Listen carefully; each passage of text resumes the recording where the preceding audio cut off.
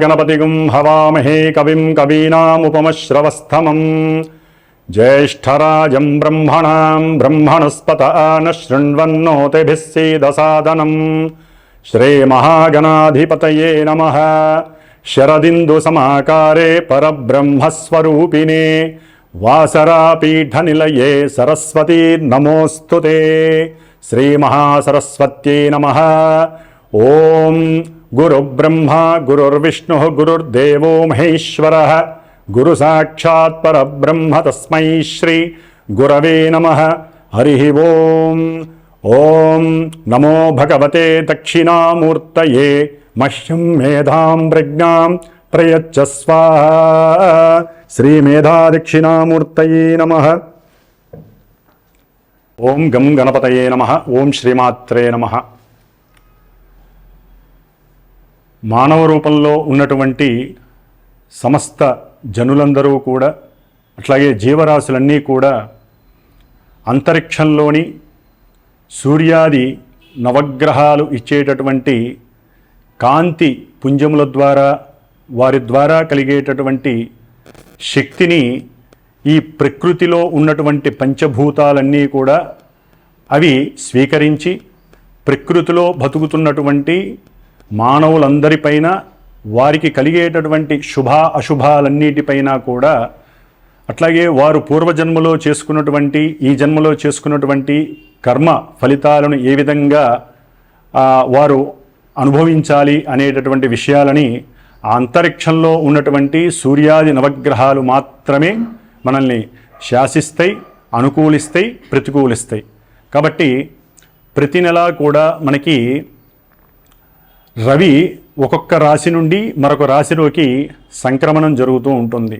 దీన్నే మేష సంక్రమణం అని, వృషభ సంక్రమణం అని. ఇప్పుడు ప్రజెంటు ఈ డిసెంబరు 14వ తారీఖున మనకి ఈ యొక్క సూర్యుడు ధనుస్సు సంక్రమణం జరిగింది. కాబట్టి తర్వాత జనవరి 14న మకర రాశిలోకి సూర్యుడు ప్రవేశించినప్పుడు మకర సంక్రమణం జరుగుతుంది.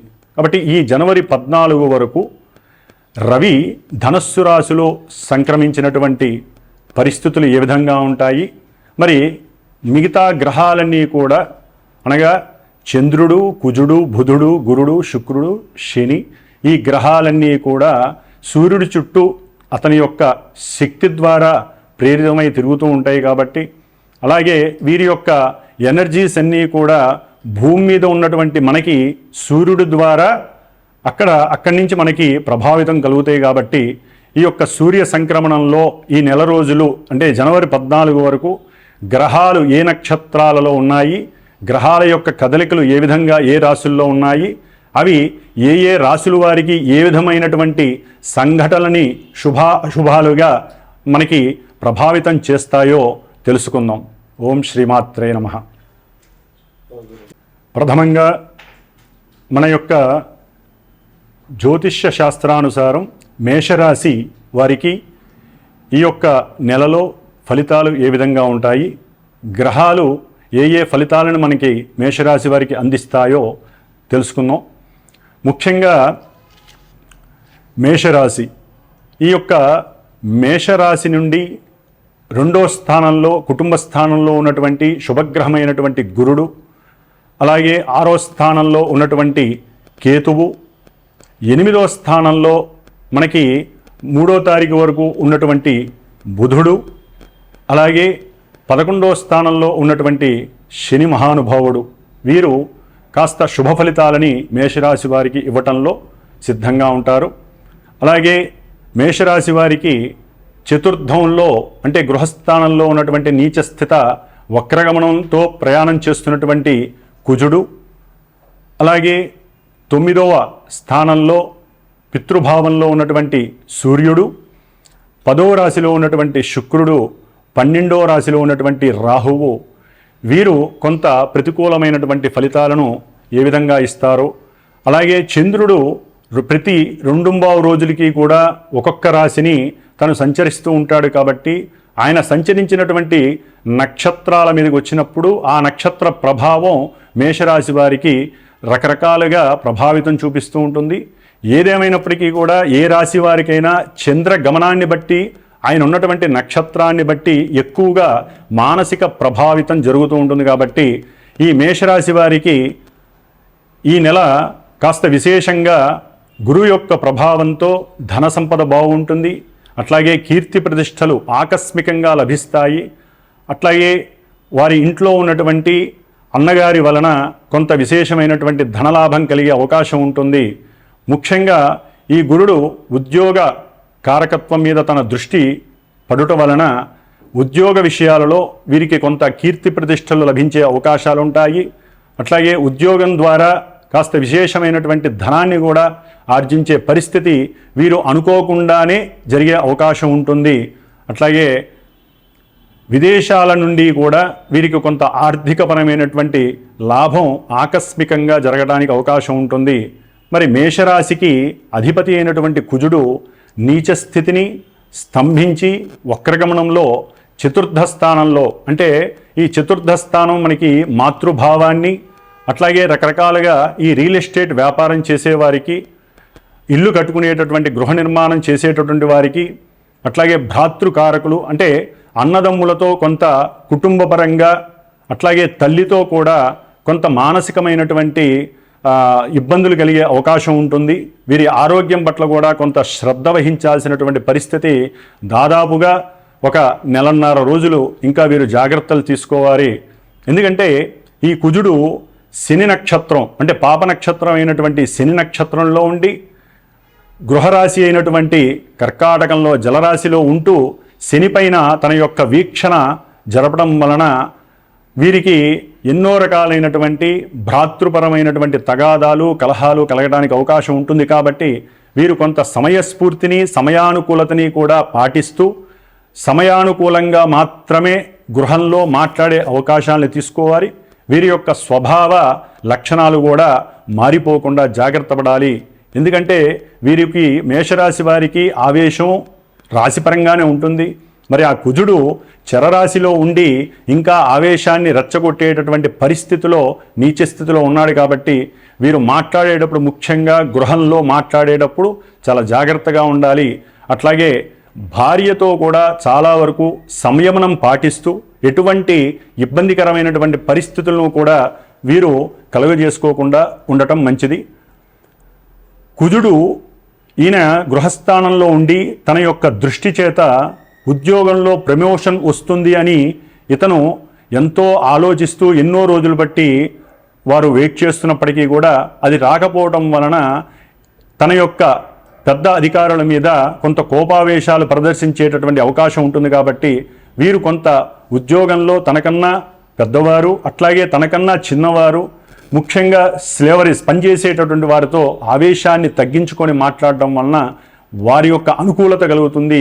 లేదా నిత్యగండంలాగా ప్రతిరోజు కూడా కలహాలు, ఎన్నో రకాలైనటువంటి విద్వేషాలు, అట్లాగే అన్నాదమ్ముల మధ్య సఖ్యత లోపించటం, కట్టేటటువంటి ఈ రియల్ ఎస్టేట్ అటువంటి వారికి, గృహం కట్టేటటువంటి వారికి ఎన్నో రకాలైనటువంటి ఆర్థిక ఇబ్బందులు ఇవన్నీ కూడా కలగడానికి ఎక్కువ అవకాశాలు ఉంటాయి.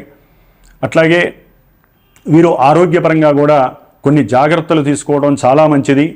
బుధుడు యొక్క అష్టమ స్థితి కొంత యోగించినప్పటికీ కూడా వీరు ఏదైనా విషయార్థమై బాండ్స్ మీద సంతకం చేసేటప్పుడు 1-2 సార్లు ఆలోచించడం మంచిది. ఏదో గుడ్డిగా గనక బాండ్స్ మీద సంతకాలు చేయటం, మాట ఇవ్వటం, ఎవరికైనా అప్పులు ఇవ్వటం ఇలాంటివి చేస్తే గనక కొంత ఇబ్బందికరమైనటువంటి పరిస్థితి, ఒక పట్టాన తొందరగా వారికి ఇచ్చిన డబ్బు తిరిగి రాదు.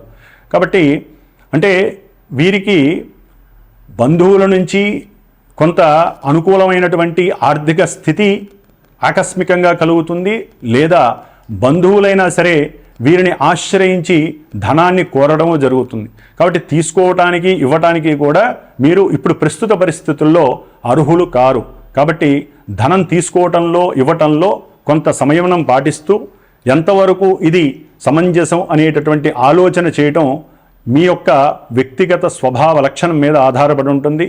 కాబట్టి అట్లాగే అతి ముఖ్యంగా ఉద్యోగకారకుడు, ఆరోగ్యకారకుడు, పితృకారకుడైనటువంటి ఆ సూర్యమహాదేవుడు మేషరాశి వాళ్ళకి పంచమాధిపతి భాగ్యస్థానంలో ఉండటం కొంత తండ్రికి అనారోగ్య కారణాల వలన వీరు కొంత ఆర్థికపరమైనటువంటి నష్టాలను చూడవలసినటువంటి పరిస్థితి కూడా కలుగుతుంది.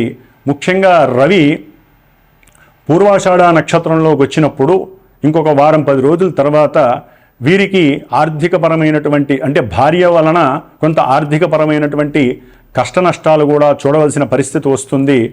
అట్లాగే శుక్రుడు ఈ మేషరాశి వారికి 10వ స్థానంలో ఉండటం ద్వారా 3వ తారీఖు వరకు కూడా వీరికి కొంత ఇబ్బందికరమైనటువంటి పరిస్థితులు కలుగుతూ ఉంటాయి. కాబట్టి భార్యతో కలిసి ప్రయాణం చేసేటప్పుడు కానివ్వండి, ధనపరమైనటువంటి విషయాల ఎందుకు కానివ్వండి, వాగ్వాదం చేసేటప్పుడైనా సరే కొంత ఆలోచించి చేయటం మంచిది. ఎందుకంటే ఈ యొక్క కుజుని యొక్క దృష్టి శుక్రుడి మీద పడటం ద్వారా ఎన్నో ఇబ్బందులు ఈ జనవరి 14 లోపల వీళ్ళు అనుభవించవలసి వస్తుంది మేషరాశి వారు. ఎందుకంటే శుక్రుడు శనితో కలిసేటటువంటి సమయం ఆసన్నం అవుతోంది. అది కూడా దాదాపుగా ఈ శుక్రుడు 3వ తారీఖు వరకు కూడా ధనిష్ఠా నక్షత్రంలో ఉండటం వలన ఆవేశపూరితమైనటువంటి కొన్ని విషయాల వలన వీరు తీసుకునేటటువంటి నిర్ణయాల వలన భార్యాభర్తల మధ్య కొంత ఇబ్బందికరమైనటువంటి పరిస్థితులు కనబడతాయి. అట్లాగే వీరు శనిగ్రహ ప్రభావం చక్కగా ఉంది కాబట్టి ప్రమోషన్స్ వచ్చే అవకాశం కూడా మేషరాశి వారికి ఉంటుంది.